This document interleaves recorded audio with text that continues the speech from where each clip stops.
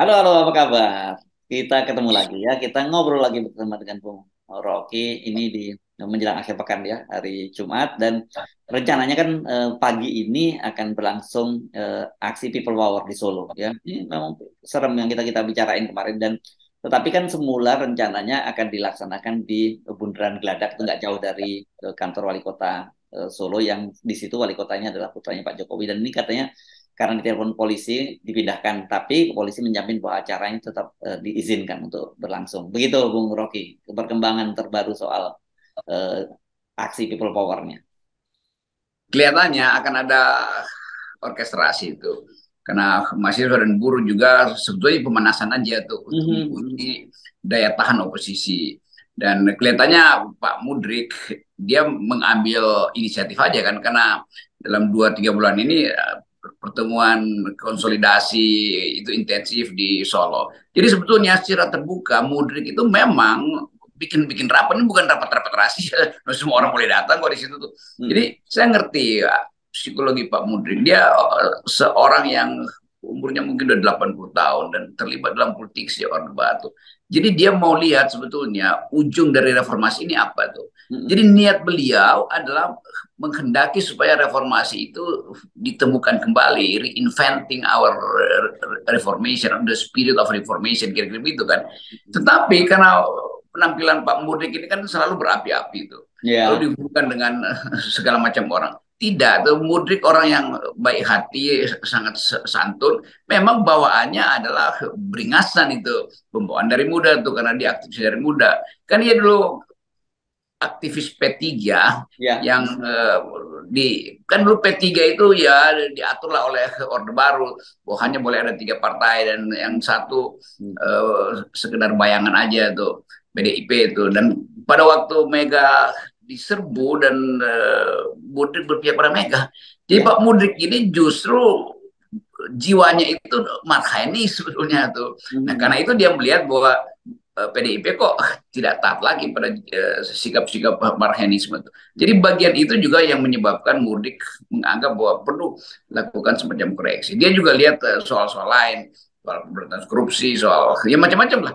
Dan bagi orang yang seumur Pak Mudrik itu nggak ada urusan apa-apa dengan kepentingan Kekuasaan. dia ambisi mau Ya. jadi apa kan Ya. kan Ya. nggak ada ambisi lagi Pak Mudrik jadi Mhm. nggak usah dicurigai Pak Mudrik dia cuma ingin mengucapkan people power means kedaulatan rakyat kan itu artinya tuh.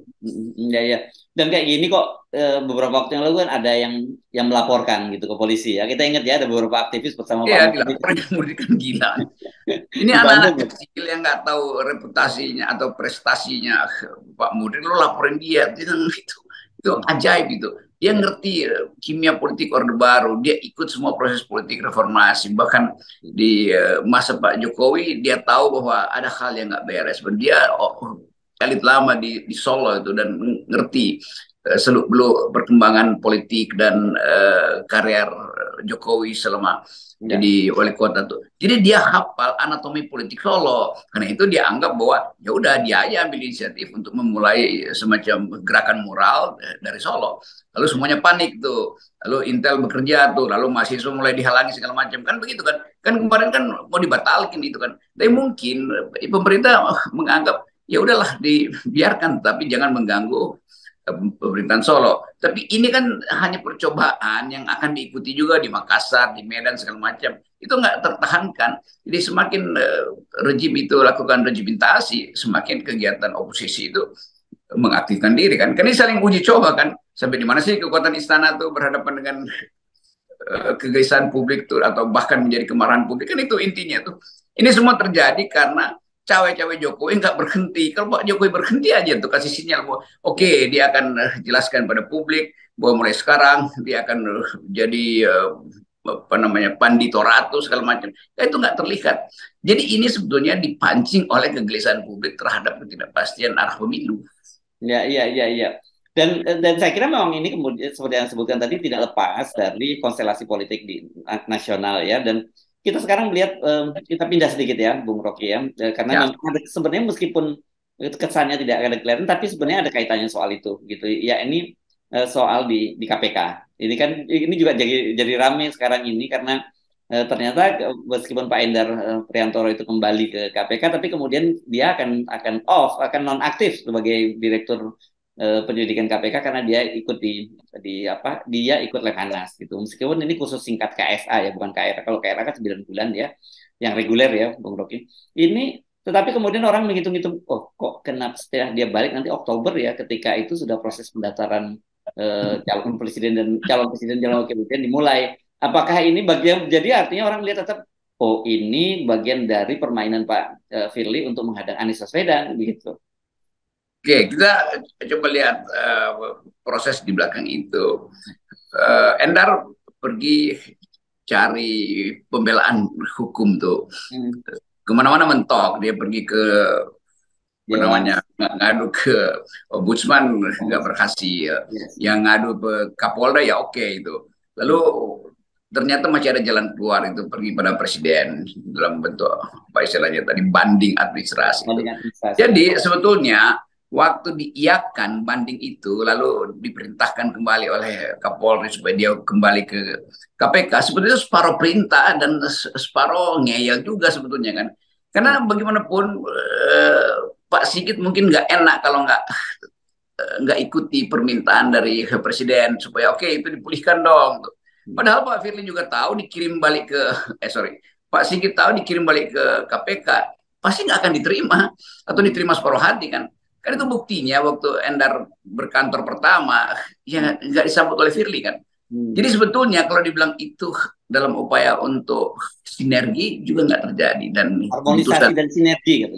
Ya itu bahasa Pancasilaisnya begitu. Dan akhirnya dicari jalan keluar ya udahlah daripada jadi duri dalam daging kirim lagi Endar untuk belajar di Lemhanas yang hal yang sebetulnya kita inginkan atau publik ingin lihat Endar diberi kesempatan kembali untuk jadi penyelidik di situ kan fungsi utama dia adalah penyelidik tuh tambahan-tambahan ilmu ya gampang lah mungkin nanti aja tapi karena bertumpuk kasus di situ kan jadi kelihatannya Pak Firly nggak mau memberi fungsi itu lagi pada Endar dan itu kelihatannya juga itu keinginan presiden. Jadi presiden mendua juga kan. Kalau presiden bilang balik di situ, maka dengan tegas-tegas Firly pasti terima. Kan Firly juga baca bahwa ya Jokowi juga separuh hati kok. Dan itu problemnya presiden bermain terus di situ kan. Dia mau pelihara semua pihak di situ. Yang menyebabkan KPK itu marwahnya makin lama makin hilang kan. Kita nggak tahu sinyalnya Sigit apa terhadap Endar. Pro apa kontra atau separuh. Dia nunggu sinyalnya presiden. Presiden juga nggak kasih sinyalnya yang jelas. Kalau presiden kasih sinyal jelas, pasti Pak Firly menerima Pak Endar sebagai sahabat yang ingin mengaktifkan kembali KPK. Kan itu intinya kan. Kalau Pak Sigit kan itu perintah profesional aja kan, perintah profesi. Balik kamu ke situ karena itu keahlian. Tetapi aspek politiknya ada pada Jokowi tetap. Jadi saya anggap Pak Jokowi itu bermain terus di KPK. Itu masalahnya. Jadi bukan berarti ini jangan para pendukung Anies jangan GR dulu gitu ya, Bung Rocky ya, bahwa oh dengan begitu berarti Pak Jokowi udah berubah nih sikapnya nih gitu dalam soal pentersangkaan Anies dalam soal Formula E gitu. Iya, ini juga para pendukung Anies memanfaatkan isu itu supaya seolah-olah itu bisa diselesaikan oleh KPK. Kan itu palsu juga. Kan tetap Anies itu pion yang sedang diujikan oleh Jokowi. Apakah bisa Anies itu diteruskan untuk menguji soliditas Nasdem, Demokrat dan PKS kan. Jadi dipermainkan di situ justru untuk menghisap energi yang makin lama makin utuh di antara tiga partai pendukung. Ini bukan Anies yang dipermainkan. Presiden Jokowi ingin mempermainkan tiga partai yang kalau solid berbahaya bagi Jokowi. Itu intinya tuh. Di pendukung Anies juga nggak mampu menganalisis dalam itu tuh. Ya. Dan tetapi satu sisi orang yang juga bingung itu adalah dengan posisinya Pak Firly yang dilaporkan di Polda dan Polda melanjutkan kasusnya itu karena bagaimanapun juga kan harus melihat bahwa polisi pun juga itu kan di bawah presiden karena dan dia kan rumpun eksekutif sebenarnya sekarang ini masuknya hitungannya ya langsung di bawah penanggung jawab presiden sama dengan KPK kan gitu. Ya pada akhirnya kan dalam urut-urutan profesi ya udah presiden bilang aja tuh Firly nggak usah diperiksa kan ini anak punya presiden sekarang kan bukan lagi lembaga otonom kan itu menunjukkan Jokowi juga akhirnya mungkin dia berpikir lepas saja Firly itu karena banyak kasusnya kan itu juga nggak fair sebetulnya kan jadi kasih kesempatan mereka yang berkonflik di situ selesaikan melalui etika di dalam tetapi memang udah nggak mungkin dilakukan karena Yang bisa selesaikan itu kan adalah Dewas itu kasih sinyal bahwa oke, nggak usah ada lagi semacam perselisihan di situ, balik pada fungsi profesi masing-masing. Itu Endar keahliannya adalah penyelidikan, berikan aja di situ.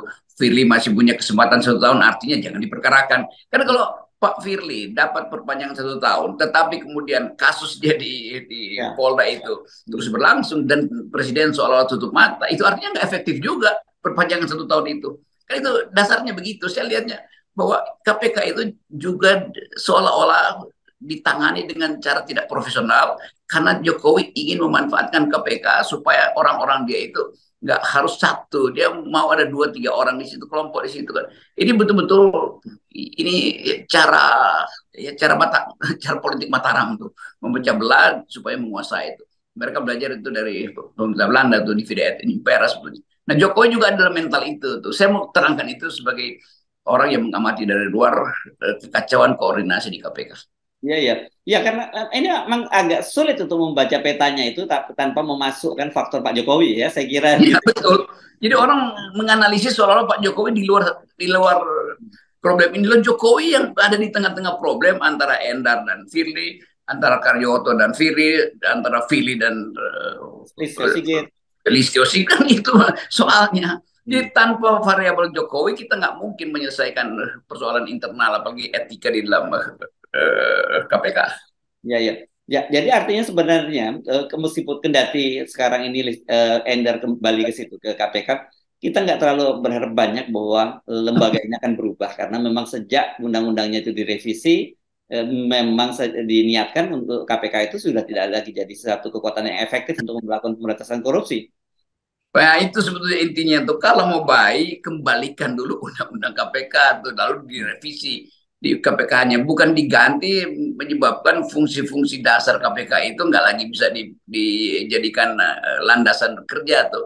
Kan setiap kali KPK mesti tunggu sinyal dari Presiden Jokowi karena KPK betul-betul bagian dari eksekutif akhirnya tuh. Jadi kita putar-putar kemana-mana, kita tahu bahwa dari awal Jokowi memang ingin mengendalikan KPK dengan cara apa? Melemahkan fungsi-fungsi dasarnya itu kan.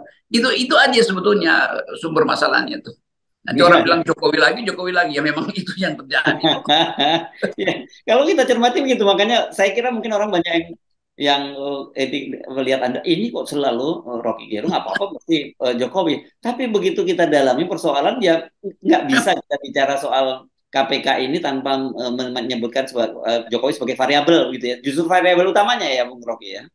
Ibarat utama, kalau bukan Jokowi apa? Apa 3 jam ada? Apa gimana Ya, caranya? ya. Oke, saya kira dari situ apa Anda bisa dapat gambaran ya kalau mau menggunakan analisisnya ya gunakan variabel utama adalah Jokowi. Dari situ kemudian Anda bisa memahami semua banyak sekali anatomi-anatomi persoalan di Indonesia itu terutama berkaitan dengan politik, hukum maupun masalah-masalah lain yang berkaitan dengan masalah Iya. kenegaraan ini gitu. Ya, supaya efisien kita bilang aja seluruh masalah ini disebabkan karena Jokowi tidak punya pegangan etis untuk memberantas korupsi. Kan itu dasarnya tuh. Yes, Dan ya. karena dia tidak punya pegangan etis, maka dia berupaya untuk pegang hal-hal yang lain yang sifatnya adu domba. Itu intinya tuh. Jadi saya ingin supaya ya ini satu paket dengan cawe-cawenya lah. Mau cawe-cawe di Mhm. bidang politik, cawe-cawe di bidang investasi, cawe-cawe di bidang penegakan hukum, itu semua satu buku dan buku itu udah ditulis SBY itu. dan tapi yang luar biasanya tanpa disadari oleh Pak Jokowi itu meringkaskan semua persoalan dalam satu kosakata yang muncul dalam bahasa Jawa cawe-cawe tadi itu ya. Ya, ya itu akhirnya dia dimakan sendiri oleh prinsip cawe-cawenya. Sekarang Pak Jokowi gelisah kiri kanan dia nggak tahu mau ngapain. Kan itu yang membahayakan bukan sekedar membahayakan bangsa ini, tapi membahayakan sifat bangsa ini ke depan karena diajarin untuk berbohong, diajarin untuk cawe-cawe, diajarin untuk jadi oportunis sebetulnya semua pejabat jadi oportunis akhirnya kan kita lihat bagaimana ketua-ketua partai itu akhirnya pelan-pelan mulai membalelo dari Pak Jokowi itu juga akan kepengecutan kan. Kenapa dari awal aja bilang bahwa mereka keluar dari kabinet. Jadi diam-diam sebetulnya ini bangsa mengalami apa namanya decaying, political decaying, pembusukan itu. Ya, ya dan semuanya itu dimulai dari istana gitu. Meskipun kalau kita menggunakan bahasa hukumnya locus delicti-nya di KPK gitu ya. Ya, Tapi lokus mastermind-nya di delikti, sana, mastermind-nya itu ya, Bung Rocky ya.